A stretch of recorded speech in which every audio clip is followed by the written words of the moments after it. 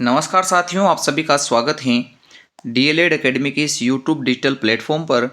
हम नई शिक्षा नीति 2020 के बारे में बात कर रहे थे। पहला अध्याय हमने पढ़ लिया था जिसका नाम था प्रारंभिक बाल्य अवस्था, देखभाल एवं शिक्षा। यानी कि हमें 8 वर्ष तक के जो बालक हैं उनके भी शिक्षा की व्यवस्था करनी है। इसके लिए एक जो पाठ्यक्रम था वह एनसीपीएफ ईसीसीई के नाम से लॉन्च किया गया था, जहां 3 वर्ष से छोटे बच्चों के लिए जो पाठ्यक्रम था वो अभिभावकों हेतु उसको बनाया गया।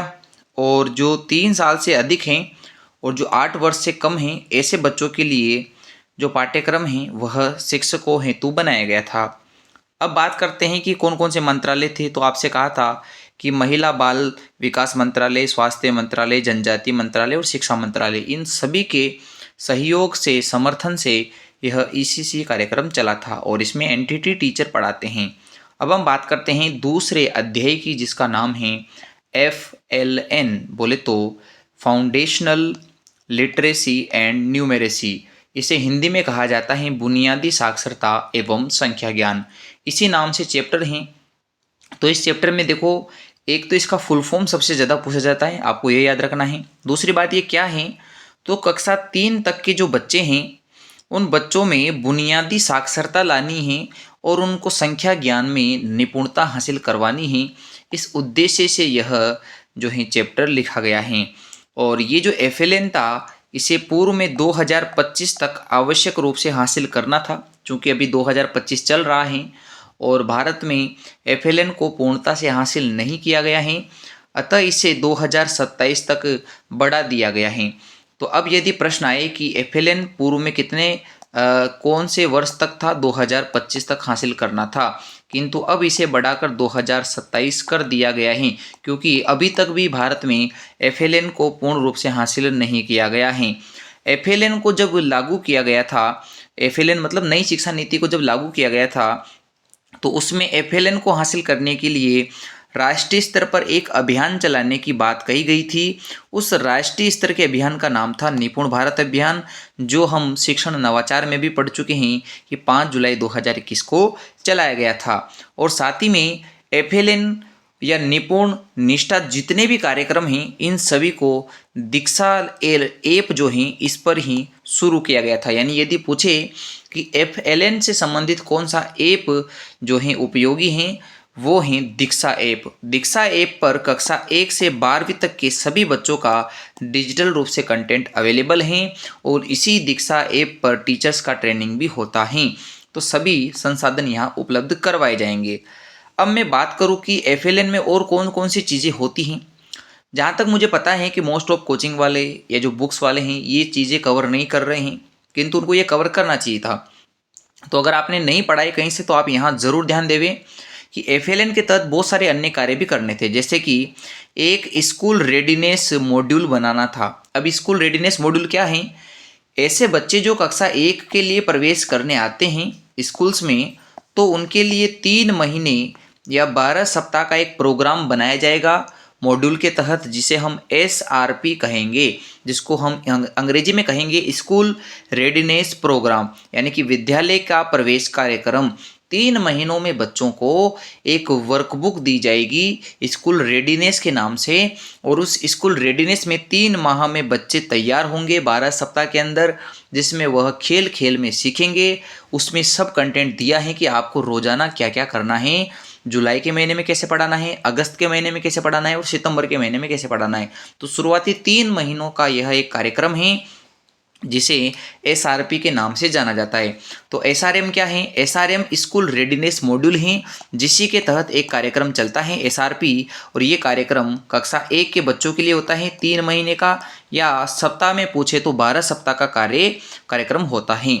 अब FLN के तहत दूसरा काम किया जाएगा कि जो बच्चे अभी नए बच्चे हैं तो उनमें टीकाकरण संपूर्ण रूप से हो। टीकाकरण में किसी प्रकार की कमी नहीं आना चाहिए। रेगुलर यानी कि प्रति माह या 2 माह में एक बार ऐसे करके उनकी स्वास्थ्य जांच होगी और उनका एक हेल्थ कार्ड बनाया जाएगा कि वो वास्तविक रूप से स्वस्थ हैं या नहीं हैं, कोई कमियां हैं तो उसको दूर किया जाएगा। एमडीएम जो विद्यालय में चलता है, जो पोषाहार जो मिलता है, उस पोषाहार में जो क्वालिटी है वो भी चेक की जाएगी, यानी गर्म भोजन खिलाने पे जोर दिया जाता है। और पिछली बार रीट में एक प्रश्न आया था L1 में कि जो डिजिटली रूप से लाइब्रेरी जो स्थापित की जाती हैं उसे हम क्या कहते हैं? उसे हम डिजिटल लाइब्रेरी बोले तो दीक्षा कहते हैं, जहाँ सभी प्रकार की किताबें मिल जाती हैं। और इसके अलावा स्कूल के अंदर और सार्वजनिक रूप से भी पुस्तकालय खोले जाएंगे ज़्यादा से ज़्यादा शिक्षा का प्रचार प्रसार करने के लिए। और जितने भी प्रशिक्षण होंगे एफएलएन के, वह निष्ठा जो हैं के तहत होते हैं, जिसमें primary teachers, secondary teachers, ECC teachers और सभी प्रकार के जो टीचर्स हैं उनका प्रशिक्षण होगा। और ये जो निष्ठा कार्यक्रम है यह 16 अक्टूबर 2020 से चला है। और ये निष्ठा का जो पहला प्रशिक्षण हुआ है वो डॉक्टर भीमराव अंबेडकर अंतर्राष्ट्रीय केंद्र नई दिल्ली से चला है। तो यदि इतना पूछे कि निष्ठा प्रशिक्षण किसके अंडर में होता है, तो वो है दीक्षा ऐप के अंदर होता है। किसके लिए है? टीचर्स का प्रशिक्षण है। यहाँ टीचर्स को सीपीडी जो है कार्यक्रम, इसके तहत प्रशिक्षण दिया जाएगा। सीपीडी का मतलब कंटिन्यूइंग प्रोफेशनल डेवलपमेंट, सतत व्यावसायिक प्रशिक्षण, यानी बच्चों जो टीचर्स हैं उनको व्यावसायिक रूप से प्रोफेशनल बनाया जाएगा। और ये 50 घंटे का एक कोर्स होगा 1 साल के अंदर, यानी हर वर्ष टीचर को 50 घंटे का एक सीपीडी कोर्स करना पड़ेगा। और ये सीपीडी कोर्स निष्ठा के अंदर ही आता है, यानी टीचर्स की ट्रेनिंग का जो कोर्स है वो निष्ठा के अंदर होगा। और उस कोर्स का नाम है सीपीडी, बोले तो कंटिन्यूइंग प्रोफेशनल डेवलपमेंट, व्यवसायिक उन्नयन के लिए 50 घंटे का कोर्स है।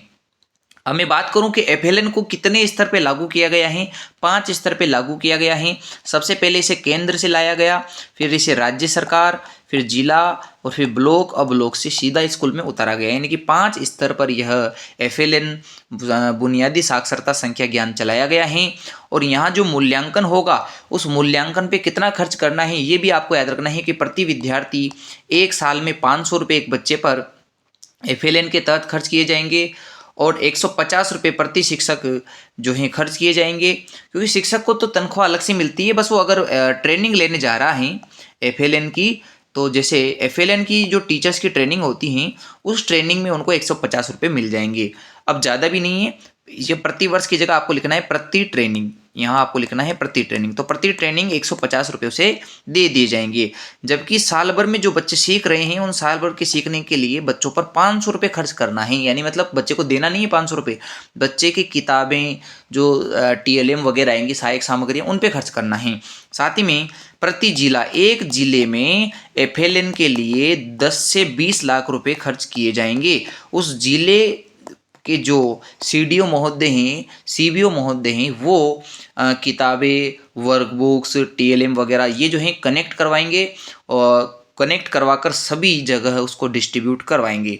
तो 10 से 20 लाख रुपए प्रति जिला, 150 रुपये प्रति ट्रेनिंग और 500 रुपये प्रति वर्ष मूल्यांकन पे खर्चा होता है एफएलएन के लिए। और यह लगातार 2020 के बाद से चलता आ रहा है। और देखो, एक अच्छा प्रश्न मैंने यहाँ से उसमें पढ़ा था, नई शिक्षा नीति की जो बुकलेट आई थी 108-10 पेज की, उसमें मैंने ये प्रश्न पढ़ा था। और ये इम्पोर्टेंट भी प्रश्न है कि यदि मान लो हम ऐसे प्रदेश की बात करें जैसे हिमाचल प्रदेश, जम्मू कश्मीर और उधर के ऐसे राज्य जहाँ ठंड अधिक पड़ती है, तो वहाँ एमडीएम में अगर गर्म खाने की व्यवस्था नहीं है तो फिर उनको बच्चों को क्या खिलाया जाएगा एमडीएम में। तो अगर ऐसा स्थान हो जहाँ एमडीएम के तहत गर्म खाने की व्यवस्था नहीं है तो वहाँ मूंगफली के साथ गुड़ या चने के साथ गुड़ खिलाया जाएगा। और अगर ये भी नहीं हो पाया तो फिर वहाँ जो स्थानीय रूप से अवेलेबल फल फ्रूट हैं उसे हम उनको खिलाएंगे, यानी फ्रूट्स, चना युक्त गुड़ या मूंगफली के साथ गुड़ जो है खिलाया जाता है, क्योंकि ये प्रोटीन और ऊर्जा के प्रमुख स्रोत माने जाते हैं। तो ये भी इम्पोर्टेंट प्रश्न है कि क्या क्या ऑप्शन में है। अब आ जाते हैं अगले अध्याय जिसका नाम है ड्रॉप आउट बच्चे।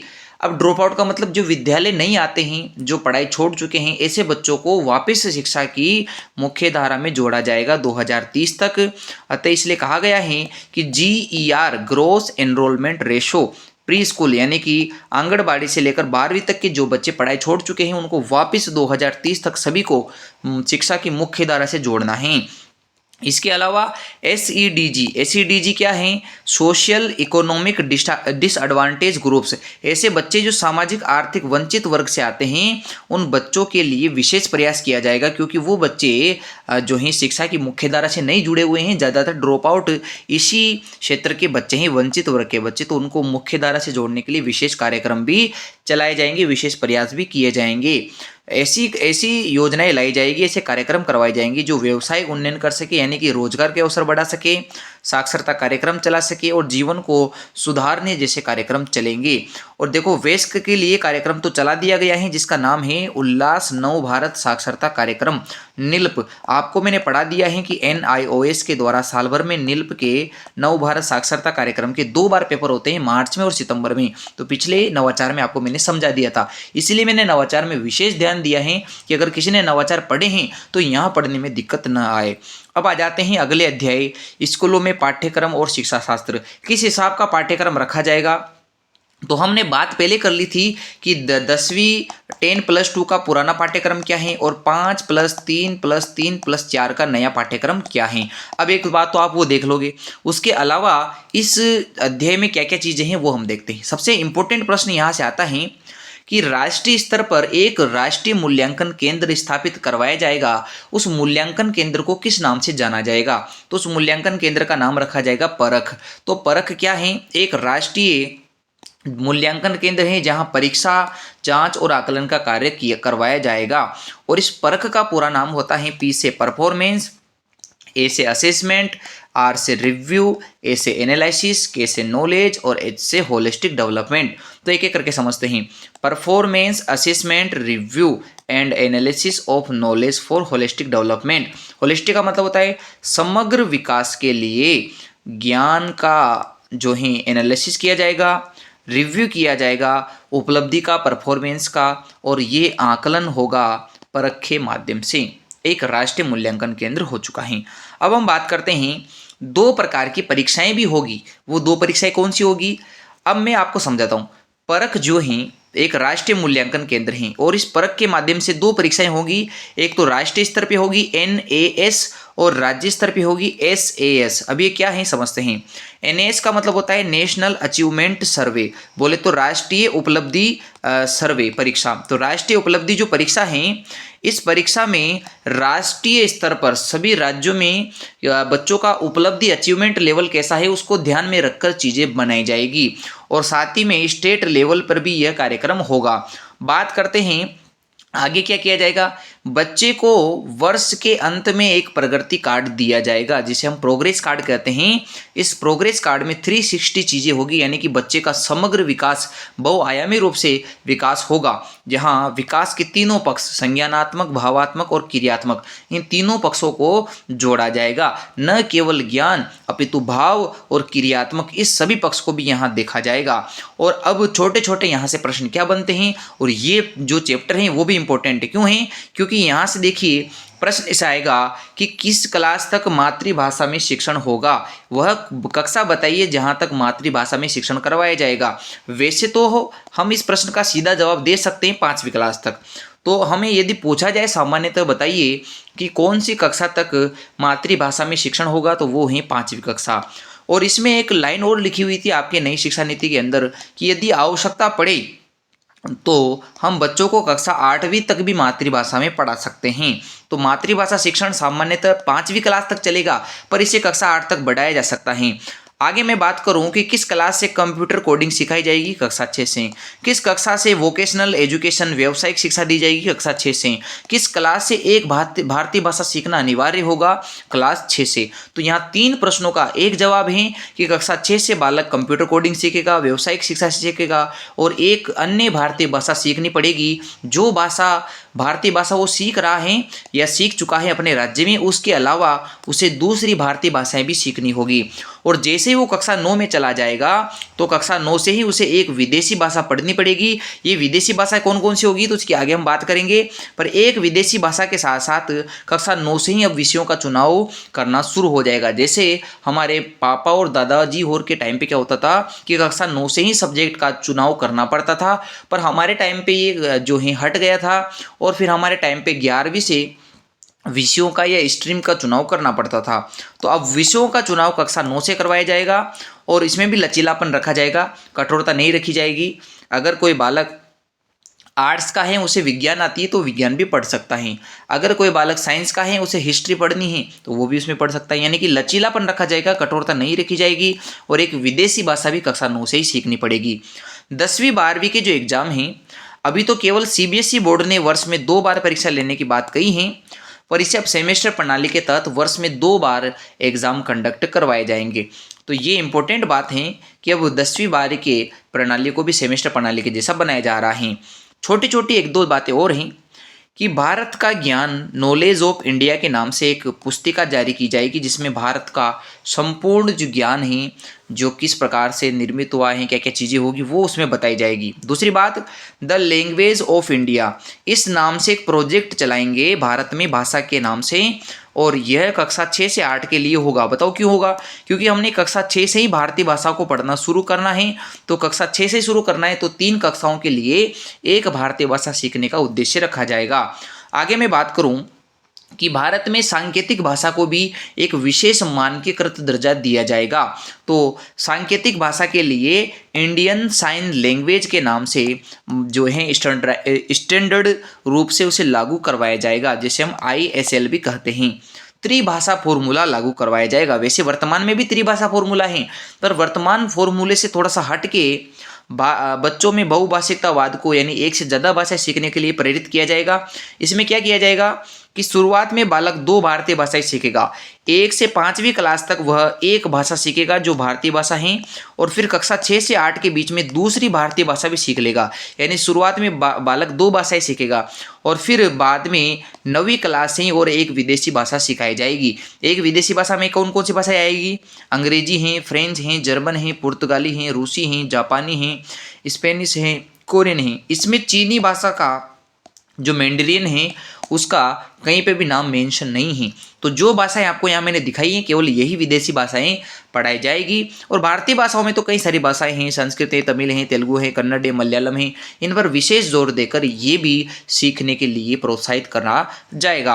अब हम बात करते हैं शिक्षक के लिए अध्याय 5 में क्या क्या बातें आई हैं। तो आपको मैंने शुरुआत में कहा था कल वाले वीडियो में कि हम 4 वर्षीय एक BEd कोर्स चालू करेंगे एकीकृत नाम से, जो ITEP के नाम से रहेगा। ITEP का मतलब इंटीग्रेटेड टीचर एजुकेशन प्रोग्राम, यानी एकीकृत रूप से शिक्षक शिक्षा का कार्यक्रम। और ये कार्यक्रम जो है NCTE के द्वारा इसका पाठ्यक्रम जारी किया जाएगा। NCTE का मतलब कि राष्ट्रीय काउंसिल, राष्ट्रीय परिषद टीचर एजुकेशन, शिक्षक शिक्षा के लिए, उसे हम कहते हैं NCTE। तो शिक्षक शिक्षा के लिए जो 4 वर्षीय BEd का कोर्स है वह NCTE जारी करेगा। और ये 4 वर्षीय कोर्स करने पर अलग अलग चीज़ें होगी। जैसे मान लीजिए 4 वर्ष के कोर्स में यदि कोई बच्चा 1 साल पढ़ा तो 1 साल पढ़ने पे उसे सर्टिफिकेट दिया जाएगा। अभी सर्टिफिकेट क्या है? इस सर्टिफिकेट के माध्यम से जब अगली बार बच्चा वापस कॉलेज पढ़ने आए कुछ समय के बाद, तो उसे न कि फर्स्ट ईयर से अपितु उसे डायरेक्ट सेकेंड ईयर से पढ़ाया जाएगा। पहले क्या होता था कि अगर आप 3 साल के BA के कोर्स में 2 साल पढ़ लिए और आपने 1-2 साल छोड़ दिया तो वापस आपको शुरू से पढ़ना पड़ता था। पर अब ऐसा नहीं होगा। 1 साल पढ़ने पर सर्टिफिकेट मिल जाएगा ताकि आप अगले साल आकर डिप्लोमा वाला कोर्स कर पाओ। 2 साल पढ़ने वाले को डिप्लोमा दिया जाएगा, 3 साल पढ़ने वाले को डिग्री दी जाएगी। और यदि आप 4 साल का पूरा कोर्स कर लेते हैं तो आपको डिग्री के साथ साथ रिसर्च का सर्टिफिकेट भी दिया जाएगा। यानी आपने अनुसंधान भी कर लिया है और सीख भी लिया है, इसके लिए आपको डिग्री और साथ ही में रिसर्च सर्टिफिकेट दिया जाएगा। बात करते हैं ITEP में, मतलब 12वीं के बाद 4 वर्षीय जो कोर्स होगा उसके लिए एक प्रवेश परीक्षा करवाई जाएगी, जिसे हम CAT के नाम से जानते हैं, कॉमन एडमिशन टेस्ट, समान प्रवेश परीक्षा। उसके अलावा टीचर्स के लिए देखो, अभी तक 3rd ग्रेड के लिए रीट, जिसे हम राजस्थान जो टीचर्स का एलिजिबिलिटी टेस्ट है वो कहते हैं राजस्थान के अंदर। तो राजस्थान के अलावा सभी राज्यों में टेट लगती है, पर वो केवल ग्रेड 3rd के वाले अध्यापकों के लिए लगती हैं। आगे से क्या किया जाएगा कि टीचर जो एलिजिबिलिटी टेस्ट है, शिक्षकों की जो पात्रता परीक्षा है, इस पात्रता परीक्षा को ग्रेड 1st और 2nd में भी लागू किया जाएगा। यानी तीनों ग्रेड के शिक्षकों के लिए टेट अनिवार्य किया जाएगा। आगे हम देखते हैं कि ऐसे शिक्षक जो उत्कृष्ट हैं, यानी शिक्षा में अपना योगदान देते हैं, अगर उनको अपनी वेतन वृद्धि करवानी है, अगर उनको पदोन्नति लेनी है, तो फिर उनके लिए एक प्रोग्राम आयोजित किया जाएगा जिसे हम कहेंगे कैरियर मैनेजमेंट प्रोग्रेस। तो कैरियर मैनेजमेंट प्रोग्रेस के तहत जो है शिक्षकों को पदोन्नति दी जाएगी। साथ ही में जो ट्रांसफ़र होंगे, स्थानांतरण, वो भी ऑनलाइन सॉफ्टवेयर से करवाए जाएंगे ताकि किसी प्रकार की कोई भी छेड़खानी न हो, मानवीकृत स्थानांतरण नहीं होगा, केवल ऑनलाइन ट्रांसफ़र होगा। साथ ही में स्कूल कॉम्प्लेक्स कमेटी एक आयोजित की जाएगी। विद्यालय में अभिभावक और शिक्षकों के द्वारा आपस में मिलकर एक समिति बनाई जाएगी जिसे अपन कहेंगे स्कूल कॉम्प्लेक्स समिति। इसको हम पढ़ेंगे आगे के अध्याय के अंदर। अब हम आ जाते हैं छोटे छोटे 3 अध्यायों पर और इसी के साथ हमारा चैप्टर भी समाप्त हो जाएगा। तो हम अगले अध्याय पे आ गए हैं जिसका नाम है अध्याय संख्या 6, समतामूलक और समावेशी शिक्षा। तो देखो, समतामूलक और समावेशी शिक्षा का तात्पर्य ये है कि सभी जो वर्ग के व्यक्ति हैं, सभी समुदायों के जो व्यक्ति हैं, सभी जनजातीय क्षेत्र के जो व्यक्ति हैं, उनको एक समान और समान प्रकार के अवसर देने वाली शिक्षा मिले। तो इसके लिए प्रयास किया जाएगा। ऐसा वर्ग जो सामाजिक और आर्थिक रूप से वंचित वर्ग हैं, सोशल इकोनॉमिक डिसएडवांटेज जो ग्रुप हैं, उनके लिए निःशुल्क शिक्षा की व्यवस्था की जाएगी, निःशुल्क भोजन की व्यवस्था की जाएगी, रहने की व्यवस्था की जाएगी और उनके लिए हो सके तो अलग से नगर व्यवस्था भी करवाई जाए। टीचिंग लर्निंग मटेरियल, सीखने की जो सामग्री है वो भी दिलाई जाएगी। पूर्वाग्रह रहित पाठ्यक्रम रखा जाएगा। किसी भी प्रकार का ऐसा पाठ्यक्रम नहीं होगा जिसमें पूर्वाग्रह मतलब लड़कियां नहीं पढ़ सकती हैं या केवल लड़के कर सकते हैं, ऐसा पाठ्यक्रम नहीं रखेंगे। जेंडर से भेदभाव को खत्म करने वाला या किसी पुरानी सोच को खत्म करने वाला जो सही नहीं है, ऐसा पाठ्यक्रम होगा। सभी समुदायों की सांस्कृतिक भागीदारी सुनिश्चित की जाएगी, ऐसी शिक्षा ली जाएगी। और साथ ही में जेंडर समावेशी निधि का गठन किया जाएगा। ये इंपॉर्टेंट प्रश्न है, जेंडर समावेशी निधि। इसको आपको बस इतना याद रखना है कि जब पेपर में पूछेगा कि बताइए ट्रांसजेंडर और बालिका शिक्षा के लिए कौन सी निधि का गठन किया गया है या किसका गठन किया गया है, तो वो है जेंडर समावेशी निधि। तो ये यहाँ तक का हो चुका है। अब बढ़ते हैं अगले अध्याय जिसका नाम है स्कूल कॉम्प्लेक्स। देखो, स्कूल कॉम्प्लेक्स के बारे में कोठारी आयोग ने ही सबसे पहले सुझाव दिया था। ये वही कोठारी आयोग है जिसने भारत में त्रिभाषा फॉर्मूला लागू करवाया था। तो त्रिभाषा फॉर्मूला और स्कूल कॉम्प्लेक्स के बारे में कोठारी आयोग ने बताया और इसमें कहा गया है कि एसएमसी जो हैं वह स्कूल विद्यालय डेवलपमेंट प्रोग्राम, विद्यालय विकास की योजना बनाकर स्कूल कॉम्प्लेक्स को अच्छे प्रकार से चलाएगी, बच्चों के लिए अच्छे अच्छे कार्य करेगी। आगे हम बात करते हैं अंतिम अध्याय की जिसका नाम है स्कूली शिक्षा हेतु मानक निर्धारण। अब देखो क्या है, अगर हमें स्कूली शिक्षा के मानक निर्धारण करना है तो हमें एक सर्वे करवाना पड़ेगा राज्य स्तर पर, और वो राज्य स्तर पर सर्वे करेगा स्कूल अचीवमेंट सर्वे। और ये कौन करवाएगा? SSSA। अभी SSSA क्या है इसको समझते हैं। SSSA का पूरा नाम है स्कूल स्टेट स्टैंडर्ड अथॉरिटी, यानी स्कूल के राज्य स्तर पर जो विद्यालय के मानक निर्धारण करने वाली संस्था है उसका नाम है स्कूल स्टेट स्टैंडर्ड अथॉरिटी, जो राज्यों और केंद्र शासित प्रदेशों में स्थापित करवाई जाएगी। और इसका कार्य ये रहेगा कि न्यूनतम व्यावसायिक शिक्षा जो दी जा सकती है वो दी जानी चाहिए, और ऐसे न्यूनतम गुणवत्ता जो हर विद्यालय में होनी चाहिए वो भी यह सुनिश्चित करेंगे। और आगे हम छोटी मोटी 1-2 बातें कर लेते हैं जो हम अलग से भी पढ़ते हैं, जैसे कि हर राज्य में SCF लागू करवाया जाएगा। आपने अगर BSTC first year second year पढ़ा है तो पिछले साल 2024 में पेपर में प्रश्न आया था कि SCF का पूरा नाम बताइए। जैसे NCF होता है नेशनल करिकुलम फ्रेमवर्क राष्ट्रीय स्तर पर, ऐसे राज्य स्तर पर बनाया गया स्टेट करिकुलम फ्रेमवर्क। और आगे उच्च शिक्षा में एक कोर्स को समाप्त कर दिया गया था, वो है MPhil। तो किस कोर्स को समाप्त किया गया है? MPhil को समाप्त किया गया है। उच्च शिक्षा में ABCID बनाई जाएगी। आपको मैं ABCID के बारे में बता चुका हूँ, ये होती हैं एकेडमिक बैंक ऑफ क्रेडिट्स के नाम से। 2035 तक जो शिक्षा है उच्च शिक्षा, उसमें 50% तक जो है उपस्थिति लानी है बच्चों की। एक आपको मैंने PM ई विद्या पढ़ाया था, PM ई विद्या में हमने चैनल नहीं लिखे थे, तो PM ई विद्या जो चैनल बनाए गए हैं वह नई शिक्षा नीति के तहत बनाए गए हैं। तो नई शिक्षा नीति 2020 को ध्यान में रखकर राजस्थान में 5 ई विद्या के PM ई विद्या के चैनल बनाए गए हैं। और 5 अलग अलग प्रकार के कक्षाओं के लिए बनाए गए हैं। चैनल्स का नाम है RJ 148 से लेकर RJ 152। जैसे RJ 148 में पढ़ाया जाएगा कक्षा 1-2 के विषय को, कक्षा 3 से 5 तक 149 वाले चैनल में पढ़ाया जाएगा, 150 वाले चैनल में 6 से 8 को पढ़ाया जाएगा, 151 वाले में 9वीं 10वीं को पढ़ाया जाएगा और 152 वाले चैनल में कक्षा 11-12 को पढ़ाया जाएगा। तो आई होप आपने NEP 2020 को अच्छे प्रकार से समझ लिया है। मैं पूरी उम्मीद करता हूं कि यहाँ से पढ़ा हुआ कोई भी प्रश्न आपके बाहर न जाए, और ऐसी आशा के साथ अब हम अगला वीडियो पढ़ेंगे RT 2009 के ऊपर कि RT 2009 क्या है, इसकी समस्त 38 या जो 39 अभी नवीनतम धाराएं हैं उन सभी को हम अच्छे प्रकार से कवर कर लेंगे। यदि आवश्यकता पड़ी तो उसको भी 2 भागों में पढ़ेंगे। क्यों? क्योंकि अगर आप शॉर्ट पढ़ के जा रहे हैं और आपको कॉन्सेप्ट क्लियर नहीं है तो न तो आप नई शिक्षा नीति का प्रश्न कर पाओगे और न ही आप RT का कोई प्रश्न कर पाओगे। इसलिए चाहे वीडियो 2 देखना पड़े किंतु पढ़िए क्वालिटी और गुणवत्ता युक्त वाली शिक्षा।